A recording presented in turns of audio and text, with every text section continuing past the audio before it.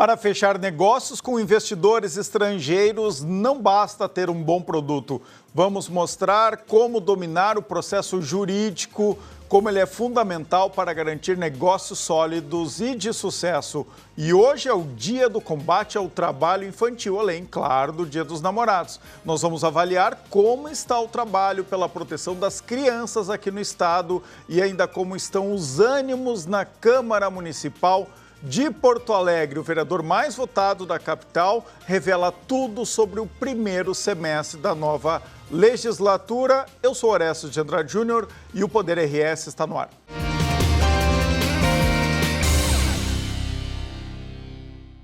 O Poder RS tem o apoio de BRDE, Crédito para Inovar e Desenvolver. O ABRS em defesa da advocacia e da cidadania. Exigem, com Exigem, economizar na conta de luz ficou mais fácil.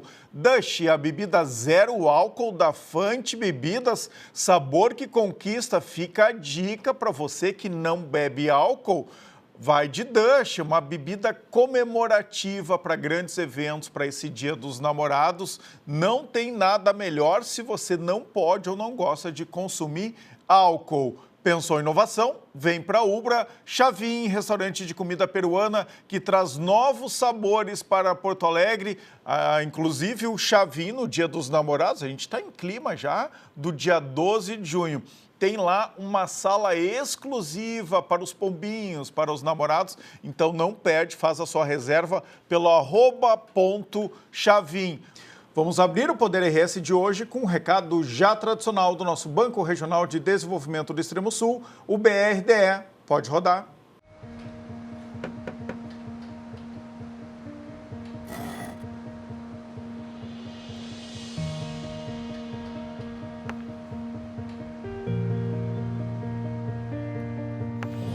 É bom saber que nos momentos que mais precisamos, temos o parceiro certo. Ou mais de um parceiro, né, filhão? BRDE, o banco que está sempre um passo à frente, é o mesmo que está sempre ao seu lado. Atrair investimento estrangeiro para o Rio Grande do Sul é um dos objetivos do nosso estado. Uma vez que o investidor se interessa pelo produto gaúcho, é preciso a preparação para fechar o negócio. Para facilitar esse processo, o escritório Carvalho Machado e TIM Advogados lançou o guia Doing Business em Brasil 2025. É sobre isso que eu converso agora com o Reginaldo Bueno, advogado e um dos sócios do escritório. Bem-vindo ao Poder RS. Bem-vindo, Orestes. Obrigado pelo convite. Desde o South Summit deste ano que eu quero conversar com vocês, né, do escritório, porque vocês fazem todo esse trabalho que é fundamental, né, de traduzir esse emaranhado jurídico que a gente tem aqui no Brasil, especialmente para os investidores estrangeiros, mas também para quem é daqui. Então, eu queria que tu falasse um pouquinho como é que nasceu esse projeto de vocês junto ao South Summit. Claro, legal. Bom, o escritório já tem 23 anos, né? É um escritório nascido aqui no estado, mas que hoje a gente tem uma presença nacional e também internacional. E a gente tem uma proximidade muito grande com o South Summit, com a empresa que acabou trazendo o South Summit para o Brasil. Então, desde o início do South Summit, nós participamos da estruturação jurídica do evento como um todo, da organização jurídica do evento. E também somos parceiros do South Summit como legal partners, e nessa condição a gente prepara para os integrantes do evento, para o pessoal que vem assistir o South Summit, um material com um resumo geral sobre como se faz negócios no Brasil. Né? É um material, ele é produzido em inglês, mas também tem uma versão em português, porque ele é focado tanto para o investidor estrangeiro, e no South Summit nós temos uma presença muito grande de estrangeiros, né? Interessante, no evento lá se ouve muitos sotaques, muitas línguas diferentes, né? Praticamente a metade, né, dos participantes são de fora do Brasil. Chama muita atenção isso, né? Então, esse guia, ele é preparado tanto para quem vem de fora e pretende investir no Brasil, mas ele também serve muito bem para quem é brasileiro, quer investir aqui, quer empreender aqui. Vai ter ali nesse material um bom resumo daquilo que tem que se preocupar e quais são os principais pontos de atenção do ponto de vista jurídico para a estruturação do seu negócio. Vocês fazem esse trabalho desde o primeiro ano ou a partir do segundo do South Summit? A partir do segundo ano, o primeiro ano do South Summit ainda era algo mais experimental, né? Acho que todo o evento foi um piloto como um todo, como um todo. Mas a partir do segundo ano a gente entendeu que havia essa necessidade, também em conversa com o próprio South Summit, e começamos a desenvolver esse produto, né? Fazer esse manual, esse material, e ele vem sendo atualizado a cada ano, né? Então a gente está na terceira edição do material esse ano. Foi lançado ali uma semaninha antes do South Summit e durante o evento circulado para todos os que estavam inscritos no evento, receberam nos seus e-mails esse material para ajudar a entender um pouquinho do cenário jurídico do Brasil. Do ponto de vista prático, o que está nesse guia? Bom, vamos lá. O guia ele abrange todas as áreas do direito que você tem que se preocupar na hora de abrir um negócio. Então, quantas áreas são? Olha, são várias. Vamos lá. Você precisa, com certeza, se preocupar com o aspecto societário, como é que você vai montar a sua empresa, quais são as garantias societárias que você tem que ter. O Brasil tem essa exigência, vamos ponto por ponto esmiuçando um pouco. O Brasil tem essa exigência de um investimento estrangeiro, tem que ter um sócio local ou não? Não, você não precisa, depende? Você não precisa ter um sócio local. De regra, você não precisa ter. Não. Existem alguns setores que existe uma regulação específica que o setor precisa ser conduzido por um nacional. Mas, via de regra, você pode ter uma empresa estrangeira atuando aqui. Obviamente, ela se registra no Brasil, ela tem representação no Brasil. Tem que ter sede, pelo menos aqui, um endereço no Brasil. Exato, né? Tem que ter um endereço aqui e isso já basta na maior parte dos casos. Então, essa questão societária, o que mais? Exato, né? A societária, com certeza, tributária, né? Você precisa se preocupar qual que é a melhor forma tributária de você se organizar, quais são os impactos, quais são os tributos. O Brasil é super complexo na área tributária. Eu atuo basicamente na área... O guia tem quantas páginas? O guia ele tem em torno de 60, 80 páginas e ele acaba abrangendo todas essas áreas. A parte tributária pega quantas páginas? Só para a gente ver a importância. Olha, a parte tributária ela tem um bom volume ali. Certamente é. Tá? Ela tem uma relevância grande dentro do material e principalmente nessa terceira edição ele abrange mais porque a gente trata um pouco da reforma tributária. Né? Que a reforma tributária ela deixou de ser algo que era uma promessa, poderia acontecer, não poderia acontecer, e hoje ela é uma realidade. Né? Com uma transição, claro, para os próximos anos, mas já está valendo. Exato. A partir do ano que vem a gente já tem impacto da reforma. Né? E ela vai, ao longo do tempo, se perfectibilizando até que em 2033, então, a gente tem todo o sistema novo em vigência. Então, até certamente foi a novidade do guia desse ano. O guia desse ano, os dois principais pontos, eu acho que tem de novidade nesse ano é a reforma e aí também subindo para uma outra área, a trabalhista. Né? Nós temos que mudou? No trabalhista uma consolidação, ainda em consolidação, uma discussão sobre pejotização. Se você pode ter um contrato de trabalho com uma pessoa jurídica, tentando, de alguma forma, eliminar um pouco da carga tributária que existe nas pessoas, na contratação de pessoas, principalmente em algumas... Qual é o entendimento, então, que está no guia ali? Porque isso é um assunto importante, inclusive, para as empresas nacionais. Durante muito tempo, a gente teve as empresas partindo para a pejotização, assim que ela ficou conhecida, que é a contratação de profissionais como empresas, como pessoas jurídicas. Isso para aliviar um pouco o pagamento de carga tributária. E também muitos profissionais buscaram esse tipo de contratação, porque aí a maioria do dinheiro que ele recebe fica no bolso dele. Exato, ele escolhe o que vai fazer. Não é o Estado lá tomando boa parte do que ele ganha, colocando num fundo de garantia, que depois, para a gente conseguir acesso, é uma burocracia e depende da boa vontade, do humor do governo. Então, é isso que veio evoluindo nos últimos anos. Com a última reforma trabalhista, isso foi incorporado na nova legislação. Isso já está seguro das empresas seguirem? Vamos lá, esse tema ele ainda está em debate. Tá?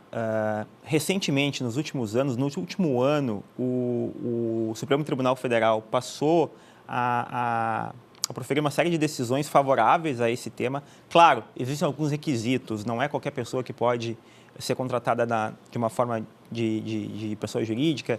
Você tem que ter alguns cargos com uma maior remuneração, uma expertise específica, né? Então não é qualquer cidadão que pode ser encaixado nessa... São cargos mais específicos? Cargos mais específicos. De comando, de liderança? Você tem que ter uma remuneração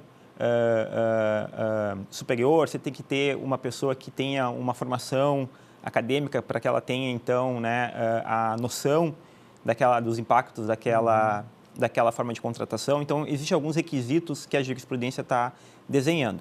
o Supremo passou a proferir várias decisões admitindo esse tipo de contratação, né? Superando decisões da Justiça do Trabalho que acabava, de alguma forma, impedindo que essa contratação ocorresse. E que ainda tem essa cultura um pouco, né, na Justiça do Trabalho, mas no Supremo Tribunal Federal isso está sendo... Está sendo pacificado, mas ainda tornado existe... até como jurisprudência. Ainda existe, né, um leading case, que quando a gente tem na área jurídica... Traduz para nós. Você tem um leading case, o que é? É um julgamento repetitivo.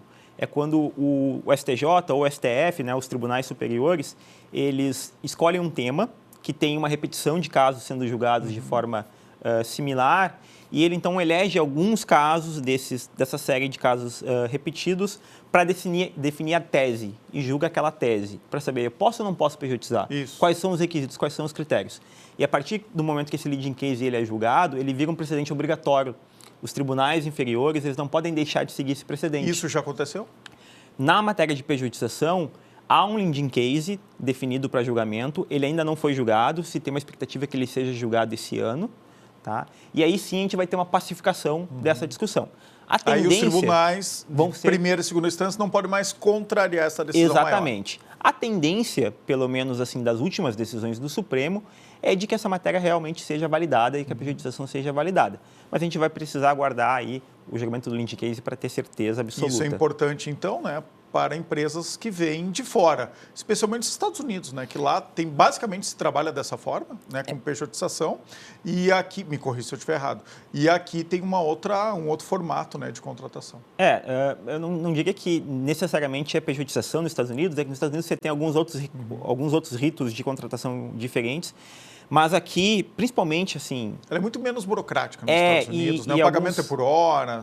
TI, TI principalmente, assim, né? Essas áreas correlatas de tecnologia da informação tem se virado quase que uma regra esse tipo de contratação. E o trabalho híbrido, que virou algo comum depois da pandemia, não só no Brasil, no mundo inteiro. E muitas empresas que vêm investir no Brasil, às vezes têm a sua base de estrutura fora do país. Sim, isso até o material ele não aborda nesse detalhe, né? Até porque isso não há tanta discussão, né? Seja uma pejotização, seja uma contratação seletista, você tem a possibilidade de trabalho híbrido, né? Desde que seja definidas as regras e as formas de controle, isso é relativamente tranquilo dentro do ambiente jurídico trabalhista, né? Você não tem tanto problema em relação a isso. Perfeito. Quais são as outras áreas que abrange o guia? Bom, o guia tem regulatório, administrativo, você tem ali contratos, né? Você precisa cuidar dos contratos que você firma com a sua empresa. Muito importante, proteção de dados e LGPD, né? É um tema que tem crescido muito também no país. Então, a gente começa a ter... É um tema mais recente, né? Uma área de direito mais recente, mas que tem caminhado rapidamente com regulamentação e com regramento que você tem que respeitar, né? Então, você provavelmente na sua empresa vai colher algum dado pessoal de algum cliente, né? Então, você tem que saber como é que você tem que tratar esse dado, como é que se protege esse dado. Então, o guia também aborda bastante essa área, né? E aí, alguns outros detalhes assim, do dia a dia, mas eu diria que, principalmente, né, para fazer um negócio hoje, você tem que pensar no societário, no tributário, no trabalhista e nos contratos que você vai firmar. E aí, nos contratos, você tem que respeitar as regras de LGPD, você tem que respeitar compliance e você tem uma série de outros requisitos a seguir. Como é que tem sido o retorno das empresas, né, especialmente as estrangeiras, a partir do trabalho de vocês? O que elas dizem sobre o investimento aqui no Brasil? Bom, o Brasil, ele ainda é um país de espaço para investimento estrangeiro. A gente percebe ainda uma procura de investimento, tanto no agro, né? A gente tem no agro muito campo ainda de avanço, seja no agro, né, na cultura, seja no agrotech, que são as tecnologias direcionadas para o agro. A gente tem visto um crescimento nesse sentido. O setor de tecnologia tem crescido bastante também no país. Setores de data centers, né, como a gente tem aqui no país, no Brasil, um acesso muito grande à energia e energia limpa, né, porque a nossa matriz energética ela é muito focada em hidroelétrica, então é uma energia considerada limpa. Você tem cada vez mais também um investimento de data centers no país. Então, a gente tem visto, sim, um movimento de capital estrangeiro entrando no Brasil, ainda que a gente tenha, né, mais recentemente, algumas dificuldades de câmbio, de taxa de juros, a própria questão tributária também afetando um pouco, mas ainda assim a gente vê investimento vindo para o país. E como é que o Rio Grande do Sul se coloca nesse mapa do investimento? Bom, o Rio Grande do Sul, ele segue ainda também sendo atrativo, né? Claro, compete muito com grandes centros, né?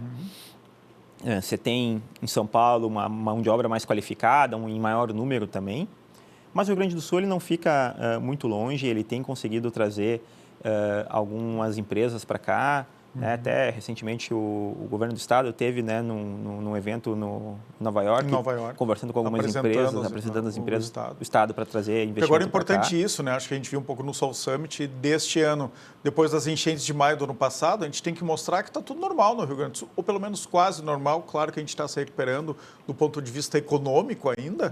Agora, a infraestrutura está praticamente normalizada, com outro ponto que ainda precisa, né, de algum ajuste, então é importante mostrar isso para fora. Exato. É sempre importante, né, que o investidor ele tem que se sentir seguro, ele tem que tem que entender que aquele capital que ele vai alocar, ele tem possibilidade sim de trazer um retorno para ele. Né? Então ele precisa dessa segurança, né? A segurança ela é tanto física, né, das estruturas, quanto jurídica também, de que aquele investimento que ele vai fazer vai se sustentar do ponto de vista jurídico, ele não vai ter problemas com aquilo, né? Então, nisso o guia ajuda bastante também. Perfeito. Doutor Reginaldo Bueno, advogado, sócio do escritório Carvalho Machado e TIM Advogados. Obrigado pela tua presença aqui no Poder RS. Obrigado. Tanto eu quanto o pessoal do CMT fica à disposição para quando você precisar a gente poder conversar. Vamos convocar mais vezes, né? Até porque vocês abrangem todas as áreas aí do direito e a gente está sempre precisando de boas fontes para explicar aqui para a nossa audiência as mudanças que acontecem na nossa vida, né? No dia a dia, especialmente das empresas. Exato, conta conosco. Obrigado. Olha só, pessoal, as bebidas zero álcool são um novo jeito de brindar o agora. Elas deixaram de ser uma alternativa e se tornaram uma escolha cada vez mais presente nas celebrações, nas mesas e no estilo de vida dos consumidores. Pensando nisso, a Fante preparou um e-book exclusivo que explora essa tendência em crescimento no Brasil e no mundo. Baixe o e-book gratuitamente no link do Instagram, @FanteBebidas. Dush, a bebida zero álcool da Fante Bebidas, sabor que conquista. Bota ali no teu carrinho, bem juntinho com sabor. Depois pode dizer, você escolheu a Alibem. Escolheu muito bem. A Alibem é uma empresa gaúcha que produz linguiça toscana, bacon, cortes especiais, o melhor da carne suína, sendo uma das mais modernas indústrias do país, adota políticas de qualidade e sustentabilidade, tendo uma linha diversificada de produtos e uma estrutura capaz de atender aos mais exigentes mercados, exporta para mais de 40 países e distribui seus produtos em todas as regiões do Brasil, garantindo investimentos nas áreas de meio ambiente e biossegurança, proporciona a evolução e o desenvolvimento social. Quando você consome o produto Alibem, além do sabor inigualável, pode ter a certeza da escolha certa por todos esses motivos. Procure as delícias Alibem nos melhores supermercados, bota no seu carrinho e aproveita o melhor da carne suína Alibem, bem juntinho de você. Poder RS faz um brevíssimo intervalo para a BRDE, crédito para inovar e desenvolver. O ABRS em defesa da advocacia e da cidadania. Já voltamos.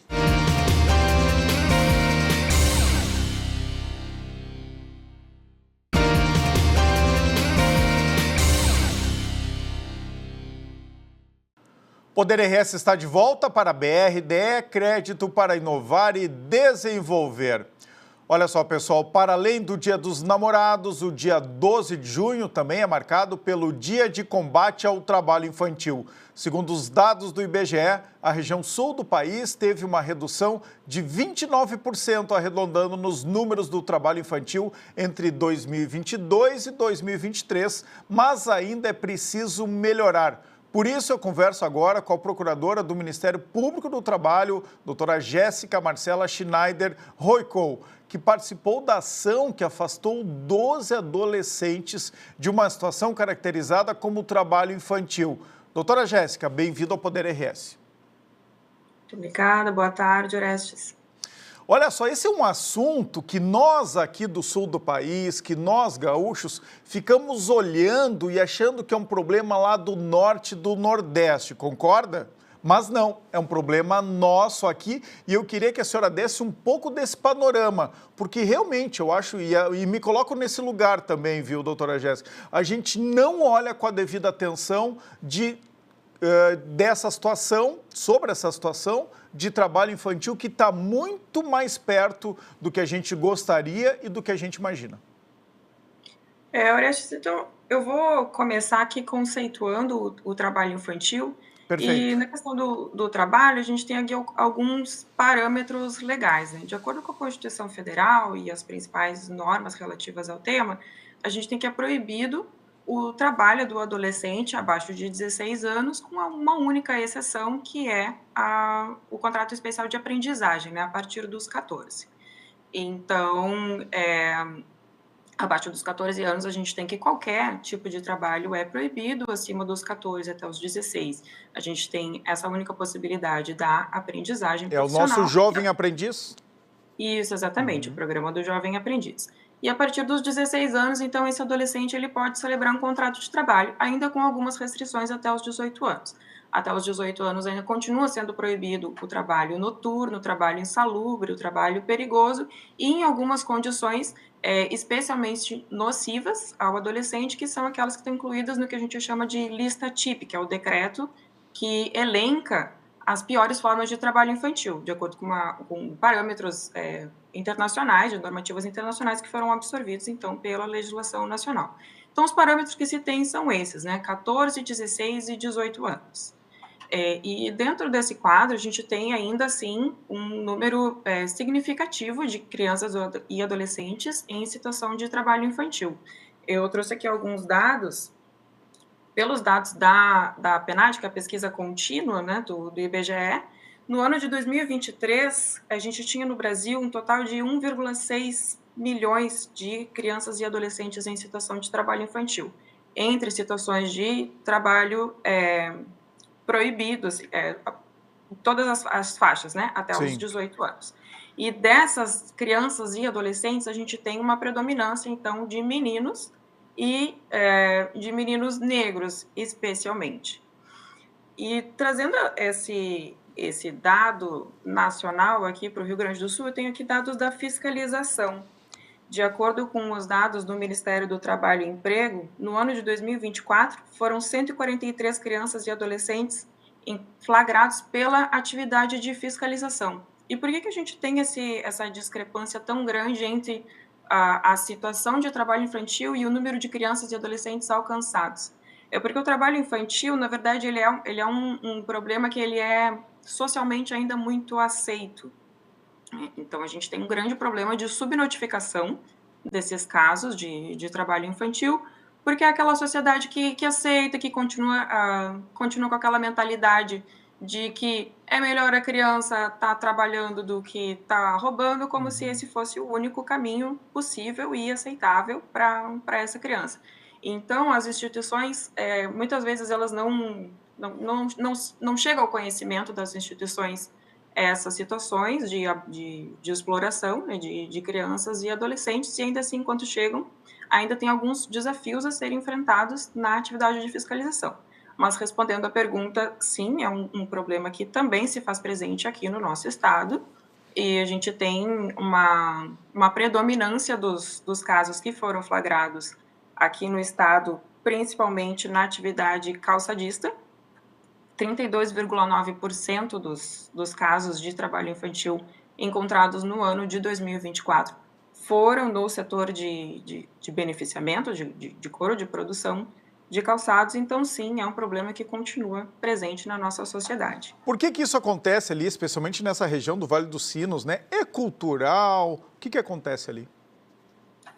O trabalho infantil, ele, como eu disse, ele tem um componente cultural muito forte, né? São os chamados mitos do trabalho infantil, que a gente diz. Então, é por isso que esse problema continua acontecendo e é por isso que ele continua sendo aceito na sociedade como se fosse uma forma de desenvolver a criança e adolescente, como se fosse uma forma legítima de entrada no mercado de trabalho. Mas, na verdade, a situação que a gente tem é totalmente o oposto, né? O trabalho infantil, ele causa prejuízos de ordem física, de ordem emocional e um prejuízo educacional presente na grande maioria dos casos, né, para essas crianças e para esses adolescentes. A gente fala de prejuízos físicos porque uma criança e um adolescente, ele tá em formação, então toda a conformação física, ela ainda não é preparada para suportar uma sobrecarga de trabalho como a estrutura corporal de um adulto. Então, às vezes muitas horas em pé ou muitas horas sentados, isso tudo é uma carga excessiva, né? Sentado, carregamento de peso, movimentos repetitivos. Então, a gente tem uma sobrecarga de diversos sistemas, né, que acabam prejudicando a saúde física dessa criança, desse adolescente que está em desenvolvimento, né? A adolescência, ela é um período de desenvolvimento e não de exploração desse adolescente ser colocado numa atividade sistemática dessa forma. Sem falar que tira tempo de aprendizado e também do próprio lazer, né, que também faz parte do desenvolvimento pessoal. Exato, era nesse ponto que eu ia entrar, né? Além dos prejuízos físicos, que são de forma mais direta, e aqui prejuízos físicos eu falo inclusive de um número muito maior, de uma propensão muito maior a acidentes de trabalho, porque uma criança ou adolescente também não tem a mesma destreza, também não tem a mesma atenção do que um adulto e está muito mais sujeito a acidentes do trabalho, a acidentes graves, às vezes acidentes fatais, né? No caso de adolescentes empregados em indústria, por exemplo, é muito comum, né, que o adolescente acabe sofrendo acidentes graves, às vezes até fatais. E, para além desses prejuízos físicos, então, a gente tem os prejuízos de ordem psicológica, porque esse adolescente, ele também não tem a sua parte emocional ainda completamente formada, ele está muito mais vulnerável, muito mais suscetível à questão da pressão psicológica, né, muitas vezes mais vulneráveis a casos de abusos sexuais, inclusive, né, dentro das empresas, ou às vezes no trabalho infantil doméstico. Isso é uma coisa que aparece muito, né, os casos de abuso sexual, e essa restrição, essa limitação das horas de lazer, que também a criança precisa, o adolescente precisa, tudo isso vai impactar no desenvolvimento desse ser humano. E aqui nos prejuízos educacionais, o trabalho infantil, ele é uma das maiores causas de evasão escolar, né? A gente frisa muito, né, reforça muito sempre no Ministério Público do Trabalho que se tem essa noção culturalmente aceita, né, de que o trabalho engrandece, mas sim, o trabalho engrandece na medida em que ele é desenvolvido de uma forma protegida. No caso do adolescente, como eu disse, até os 14 anos, o adolescente, ele tem direito ao não trabalho, e a partir dos 14, na forma da aprendizagem, a partir dos 16, ele tem direito ao trabalho protegido. Então, somente nessas condições que o trabalho vai ter algum retorno benéfico para esse adolescente. Fora dessas condições, ele é causa de evasão escolar, ele é causa de baixo rendimento escolar, ele é causa daquela distorção idade-série, né? Porque o adolescente cansado não vai conseguir acompanhar as aulas, ou não vai mesmo conseguir manter a sua frequência, e o caminho quase inevitável na maioria dos casos ou a repetência, né, que causa distorção idade-série, que acaba levando à evasão, ou mesmo a própria saída da escola por não ver ali na escola um retorno tão imediato quanto aquele salário no fim do mês, né? E muitas vezes esse adolescente acaba deixando a escola e, sem terminar o seu ensino básico, ele acaba não conseguindo se colocar no mercado formal de trabalho lá na frente. Então, é aquele retorno imediato, né, daquele trabalho que está sendo exercido de uma forma irregular, que vai impedir que lá na frente ele tenha uma carreira mais estruturada e melhores condições. Então, o que a gente tem, na verdade, na grande maioria dos casos, é uma perpetuação do ciclo da pobreza, né? Perfeito. Eu estava olhando números aqui do pós-enchentes, né, relacionados, claro, ao trabalho infantil, né, que o dia do combate é hoje no dia 12 de junho. Nos 8 meses anteriores à catástrofe, entre setembro de 2023 e abril de 2024, o sistema informatizado da FASC, né, da antiga FASC, que agora é a Secretaria Municipal de Assistência Social, realizou 403 atendimentos ligados ao trabalho infantil.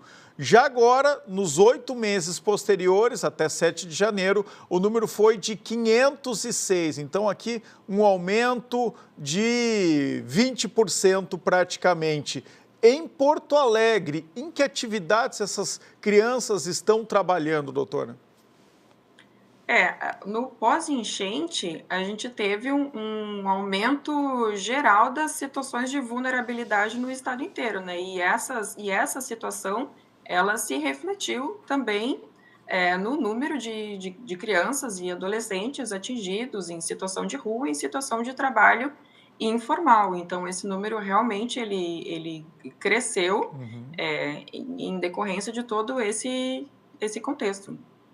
O que fazer, para encerrar aqui, o que fazer, como é que as empresas devem não praticar isso, né? Não contratar crianças abaixo de 14 anos e o que vocês têm feito no aspecto de conscientizar esses empresários? Só reforçando aqui que esse primeiro parâmetro de 14 anos, como eu coloquei, ele é a idade mínima possível somente para o contrato de aprendizagem, né? O contrato de trabalho formal, tradicional, por exemplo, um emprego no comércio, no setor administrativo, ele só é permitido a partir dos 16 anos, né? A partir dos 14, então, a empresa, ela pode contratar aprendizes, inclusive as empresas têm uma cota de aprendizagem a ser preenchida, né? De acordo com o número de empregados que a empresa tem. Ela vai ter que ter um número X de aprendizes como uma forma de dar um retorno pelos empregados que demandam formação profissional, né, dos que estão no seu quadro. Então, a partir dos 14 anos, a empresa pode contratar esses aprendizes, a partir dos 16 anos, então, pode celebrar os contratos, contanto que seja observada essa restrição de não se empregar adolescentes em atividades insalubres, perigosas, em horário noturno, e ainda que não sejam contratados para aquelas atividades elencadas lá no decreto das piores formas de trabalho infantil, que aí são algumas atividades especialmente penosas, né, como o trabalho ao ar livre, o trabalho doméstico, o emprego com uso de máquinas, com uso de materiais perfuro-cortantes, com uso de contaminantes, algumas situações especialmente penosas. Perfeito, obrigado então a doutora Jéssica Marcela Schneider Rockenkol pela participação aqui no Poder RS para falar de um assunto muito importante para todos nós. Obrigado, bom trabalho.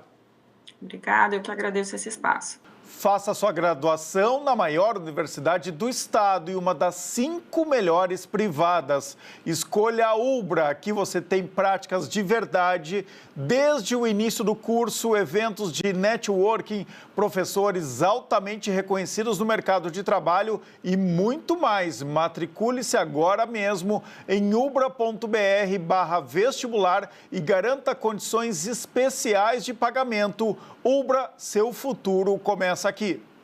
Já faz 6 meses que os vereadores eleitos tomaram posse em Porto Alegre. Nesse meio tempo, a Câmara recebeu o pedido de concessão parcial do DEMAI. Foram abertas 2 CPIs e as sessões plenárias estão movimentadas entre as bases do governo e a oposição. Para explicar esse cenário, eu converso agora com Gessé Sangalli, vereador na capital pelo PL, vereador mais votado, inclusive, de Porto Alegre. Bem-vindo novamente ao Poder RS, Gessé. Obrigado pela oportunidade, Orestes, pelo Poder RS, aí, para a gente falar um pouquinho sobre a nossa Câmara de Porto Alegre. Faz um breve balanço, então, desse primeiro semestre na Câmara de Vereadores, Gessé. Na média, na minha opinião, foi mais calmo do que o primeiro semestre da última legislatura. Porque, embora nós tenhamos tido muita renovação, a renovação que chegou, ela parece que tem menos experiência do que a renovação que foi a outra vez. Então, embora nós tenhamos mais embates agora, por causa da euforia e da vontade de contribuir com o processo democrático desta renovação, tanto da esquerda quanto da direita, parece que a escola a qual a nova geração acabou assumindo durante o seu período de formação era menos embasada, como se fosse tecnicamente, enquanto a renovação anterior ela era mais embasada tecnicamente.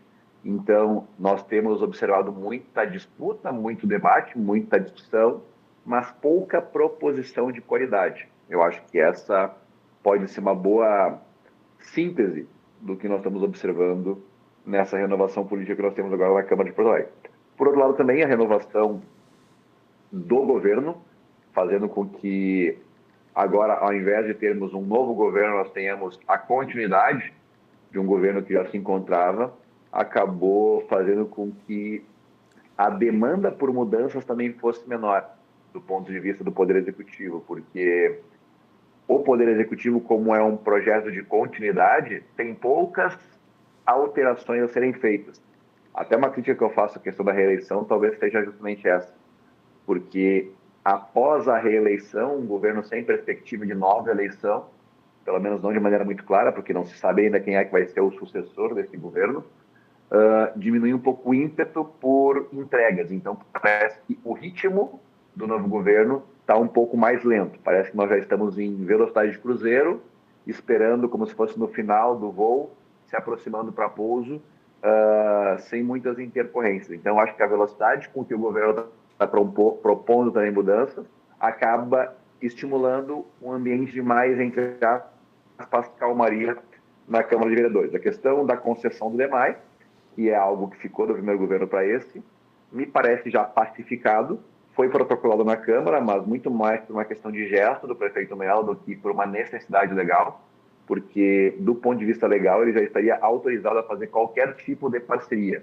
tanto parceria público-privada, quanto privatização, como qualquer tipo de delegação parcial dos serviços. Então, ele acabou propondo, na minha opinião, algo desnecessário, mas que agora que foi confiado para a Câmara de Vereadores, nós temos aí cerca de 90 dias para fazer as audiências públicas, para tramitar o projeto e colocar em votação. A comandante Nádia, que é a presidente da Câmara, decidiu fazer uma audiência pública por região do orçamento participativo, que são 17.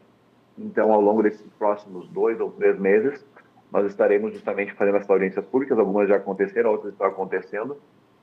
A cada 2, 3 dias, nós temos uma em uma região da cidade, dentro do orçamento participativo, aquelas regiões do orçamento participativo que são designadas pela Prefeitura.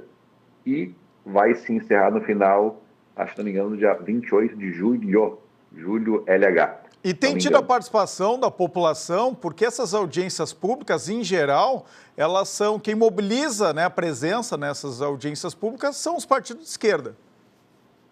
Na minha opinião, tem tido pouca participação, e isso majoritariamente porque a população em si meio que não se importa qual é que é a forma como a água vai chegar, desde que ela chegue com qualidade e acessível a todas as regiões.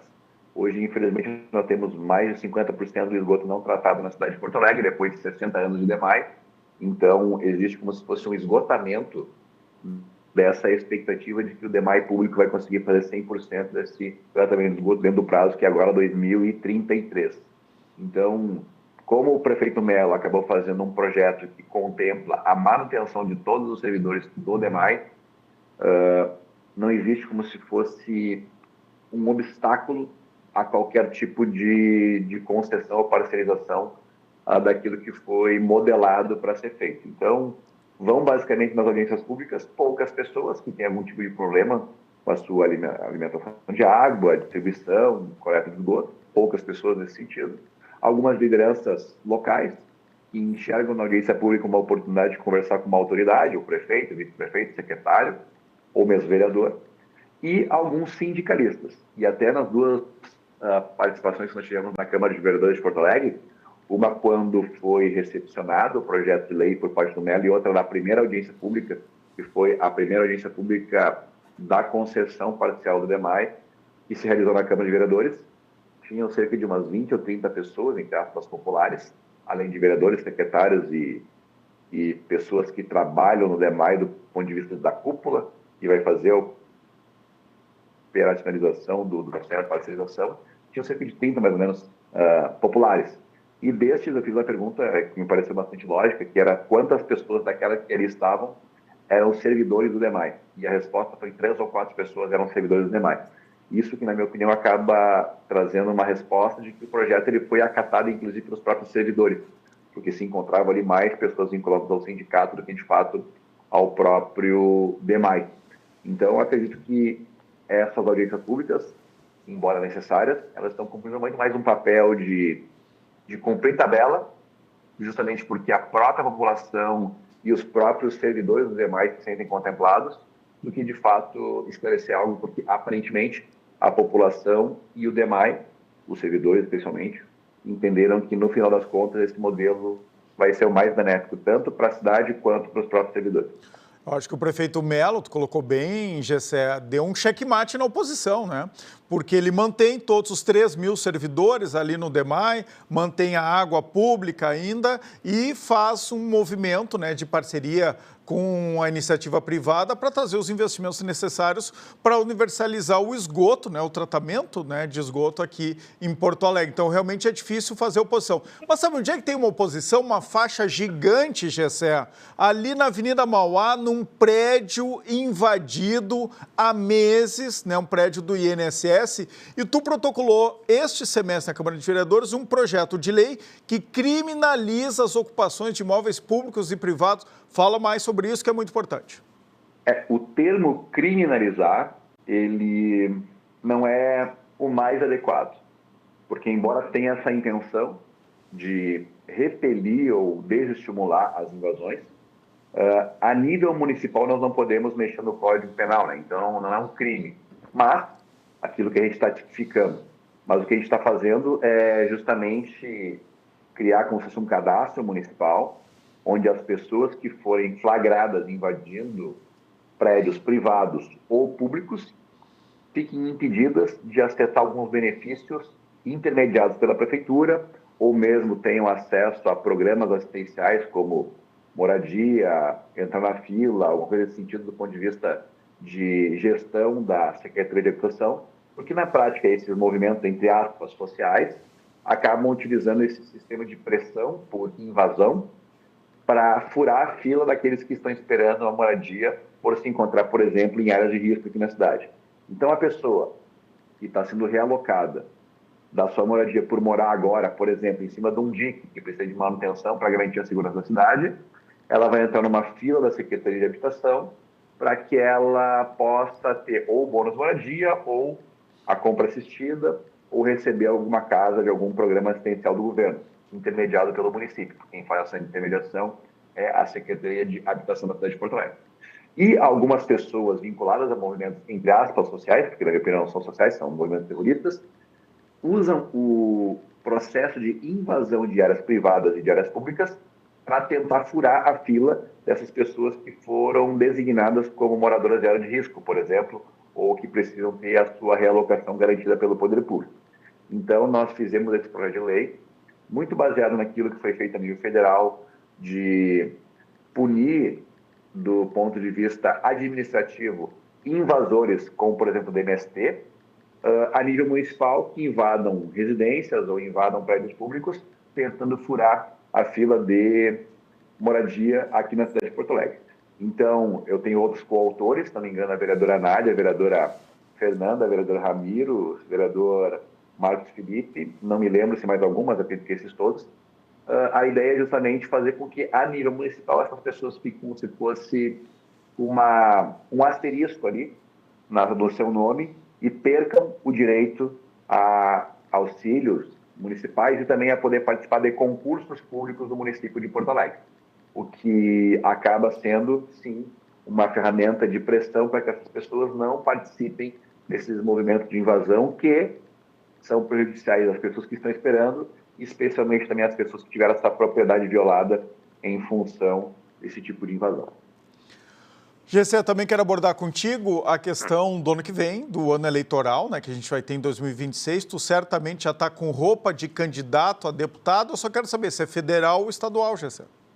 Federal, e hoje nós tivemos, essa semana nós tivemos uma notícia muito boa, de que o PL escolheu quem são os seus pré-candidatos, tanto a governador quanto a senador. Existia uma rixa interna que foi resolvida pelo presidente Bolsonaro.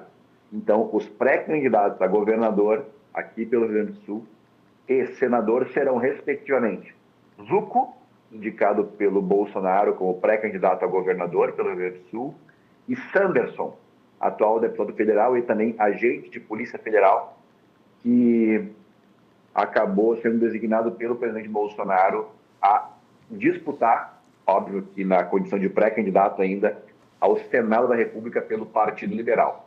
Eu ainda não sei qual é que vai ser a segunda vaga, em caça, o segundo nome da chapa que vai ser composta aqui no estado do Rio Grande do Sul. Acredito que vai ser o Marcel Van Hatten, e, na minha opinião, está feita a chapa do sonho. Por um almoço que teve em Brasília nessa semana, e o Marcel estava presente, acho que é esse o caminho, né, Gessé? Eu só não mandei hoje uma mensagem para o Marcel no WhatsApp, que eu te juro para você. Eu abri o WhatsApp, olhei a carinha dele no WhatsApp e perguntei aí, vem para o PL ou fica no Novo? E daí, como eu sabia que ele não ia poder responder nenhum nem outro, porque ia ficar uma coisa no WhatsApp ali, eu acabei não mandando, mas eu estou com essa dúvida. Se ele permanece no Novo ou se ele vai para o PL para essa grande composição aí. Informação importante aqui, não tinha pensado nisso, viu? O Marcel está muito indignado com o comando do Novo em nível nacional. Aqui no Rio Grande do Sul não, né? Ele está alinhado, mas tem essa possibilidade então. Eu não sei, tá? Eu estou só pensando alto aqui. Intuição, desejo. A nível nacional, eu acho que já foi pacificada a questão do Partido Novo, tá? Porque saiu Amoedo e tal, então acho que já foi pacificado. Mas eu acho que seria mais benéfico para ele estar no 22 do que estar no 30. Porque parando para pensar pragmaticamente, na hora de fazer com que milhões de pessoas se organizem na hora de votar, é mais fácil apertar 22 e mais um número do que apertar vários números 22 e depois o 30, e depois voltar para o 22. Porque a ordem não é lógica. É federal, depois estadual, depois governador, depois senador, depois, enfim, presidente, algo tipo assim. Então, se for parar a pensar nessa salada de frutas, é mais intuitivo a pessoa se posicionar de maneira lógica, digitando a mesma raiz, entre aspas. Então, vereador Gessé assediando aqui o nosso deputado federal, Marcel Van Hatten. Felipe Camozato e o vereador Ramiro vão ficar bravos contigo, hein? Não, mas eles vão fazer parte da mesma composição nossa. Eu estou falando que, pragmaticamente, para a direita, pode ser mais interessante pro Marcel estar no 22. Mas Gessé, e o ex-ministro e ex-deputado federal por 7 mandatos, Onyx Lorenzoni, foi rifado no PL? Olha, eu não acho que rifado, tá? Primeiro que eu tô 3 andares abaixo, tá? Essa discussão sobre Onyx, Sanderson e Zucco tá lá em cima, né? Imagina, sim. Presidente Bolsonaro, 2 federais e um ex-federal que foi ministro e que concorreu ao governador. Então, obviamente, eu estou aqui no nível do vereador, querendo concorrer a federal, e eles são federais tentando discutir Senado e governo. Então, né, se colocando no meu lugar, eu estou 3 níveis abaixo. Ainda tem os estaduais acima, os federais acima e os candidatos a governador acima. Então, tu não quer se meter nessa briga de cachorro grande, é isso? Não é isso. Eu acho que resolveu-se o problema, tá? Eu acredito que eu desejo toda a felicidade do mundo para todo mundo. Se fossem perguntar para mim, eu diria pro Onyx Lorenzoni ficar no PL e concorrer a federal, porque é o que eu acredito que ele vai fazer no Partido Progressista. Então, se ele vai para o Progressista para concorrer a federal, por que não fica no PL para concorrer a federal? Mas existem, às vezes não é lógico as questões, às vezes é questão de sentimentos que estão envolvidos. Então, eu não sei o que aconteceu, mas do ponto de vista lógico, seria muito mais lógico todo mundo permanecer no Partido Liberal, que sempre acolheu a divergência e que, por mais que digam que estava tendo brigas internas, eu nunca vi briga interna dentro do PL, tá? Eu não sei em qual nível que essa briga acontece, porque em Porto Alegre não tem briga. Eu, a Nádia, a Fernanda, o Ustra e o Alexandre Bobagem, o Fabiano Reinheimer, não tem briga. Nós, com o nosso presidente municipal, não tem briga. Nós e o Zucco não tem briga. Do que eu sei, da nossa interlocução com o Cherini a nível estadual e os demais estaduais e federais, conosco não tem briga. Então, eu não vejo parte dessa intriga que está sendo dita que acontece, mas que se acontecia vai ser pacificado agora, cada um buscando seu caminho e com a bênção do Bolsonaro ao Zucco e ao Sanderson vindo a governador e a senador. Perfeito. Vereador Gessé Sangalli, do PL, obrigado por dar esse contexto todo das eleições do ano que vem e também para fazer um bom resumo sobre o trabalho na Câmara de Vereadores de Porto Alegre neste primeiro semestre. Tu é sócio aqui, já sabe. Quando tiver novidades, volta ao Poder RS. Bom trabalho. Mudalho. Olha só, pessoal, o direito abre muitas possibilidades de carreiras para ajudar os estudantes a escolherem o caminho profissional. A UBRA promoveu a 3ª edição do Carreiras Jurídicas. O evento trouxe profissionais destacados em 4 diferentes áreas do direito para conversar com os alunos da universidade. O nosso repórter Giovanni de Oliveira, nosso repórter poderoso, acompanhou e nos conta como foi. Pode rodar.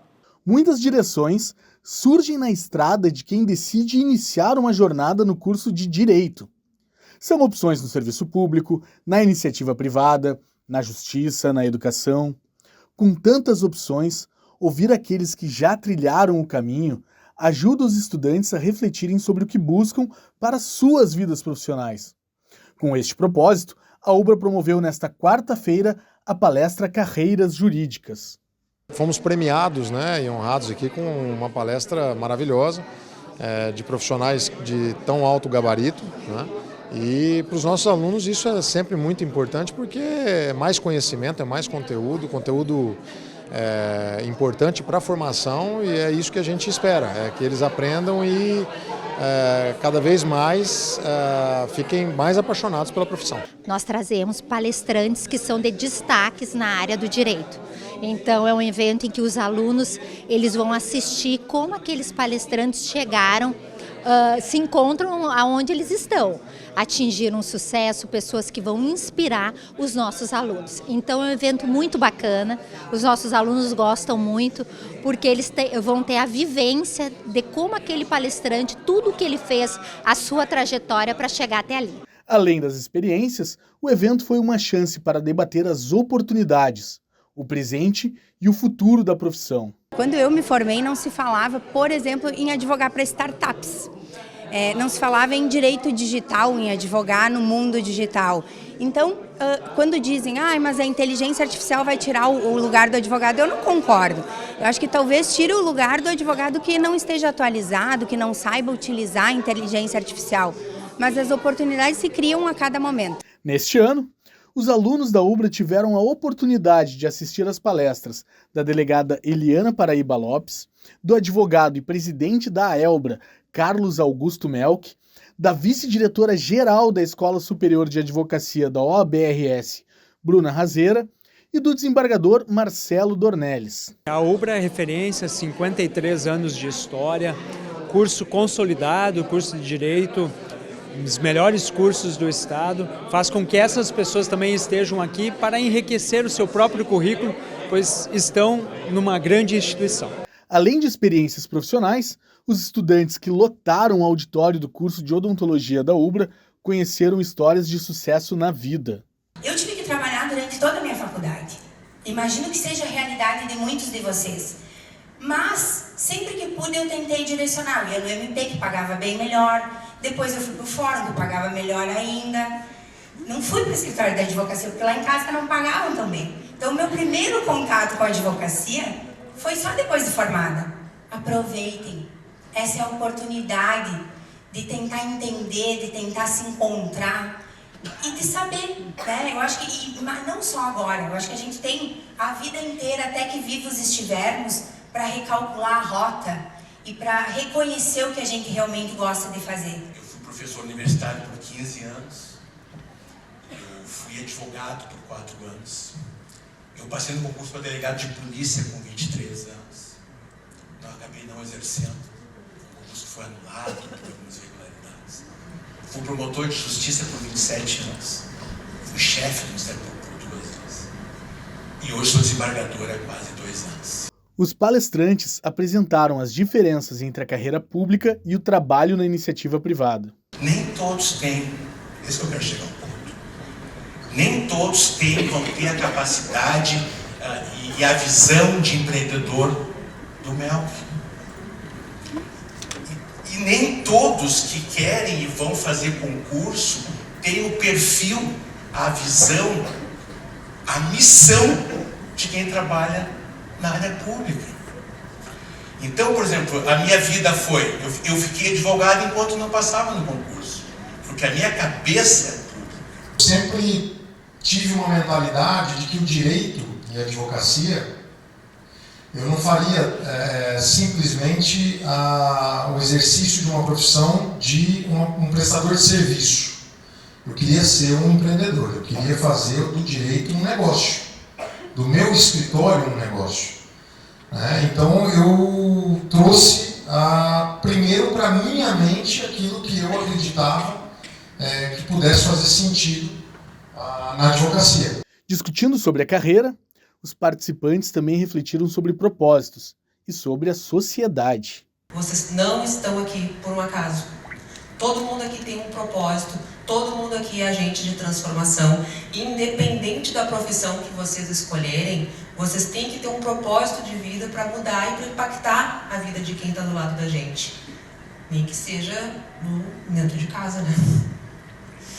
Mas acho que a gente tem que pensar grande, gente. Eu acho que a gente tem que pensar grande. Eu acho que a gente tem que acender a luz dentro do túnel antes de que o túnel, sem esperar o final da luz do túnel. Eu acho que a gente tem que abrir caminho para quem está vindo comece a pensar diferente. E eu falo isso porque eu peguei isso para mim. Eu ali na condição que eu estou agora, como diretora dessa parte de prevenção, comunicação, etc, como o Maurício falou, eu me sinto na obrigação de capacitar esses policiais novos que estão chegando, que obviamente eles têm uma cabeça totalmente diferente de 5, 10, 15, 20 anos atrás. E capacitar eles para eles terem esse entendimento de que a segurança pública, ela precisa das outras pastas, da saúde, da iluminação, seja o que for, ela não vai andar sozinha. A terceira edição do Carreiras Jurídicas foi um momento de trocas de vivências e também construção de laços. Foi uma conversa bem bacana com os alunos da UBRA para compartilhar um pouquinho do que eu vivi. Olha só, o Poder RS hoje então fica por aqui. Para a BRDE, crédito para inovar e desenvolver. Tenham todos uma boa noite e fiquem bem.